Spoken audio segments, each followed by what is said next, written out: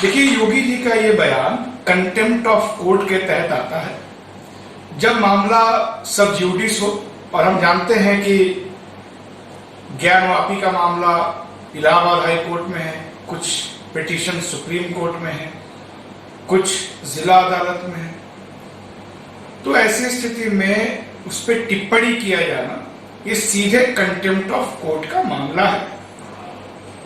माननीय उच्च न्यायालय को, सुप्रीम कोर्ट को, जहां जहां भी इससे जुड़े हुए लिटिगेशंस हैं, उनको स्वतः संज्ञान लेना चाहिए और योगी जी पर कार्रवाई करनी चाहिए। दूसरी चीज, क्या Yogi ji archaeological survey of India के हेड हैं? वो सब कुछ जान गए हैं कि उसमें क्या है, पुरातत्ववेत्ता है? नहीं। कहा जा रहा है कि जो पिछले साल सर्वे हुआ था उसके आधार पे वो ये कह रहे हैं। तो पिछले साल जो सर्वे हुआ था वो सर्वे रिपोर्ट तो जिला अदालत बनारस को सौंपी गई थी।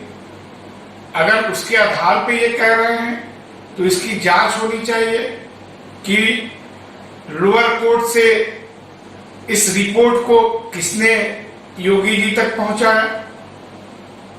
तो ये तो बहुत गंभीर मामला है, इसमें तो जांच होनी चाहिए। अगर निष्पक्ष जुडिशरी हो तो इनके ऊपर तो कार्रवाई होनी चाहिए।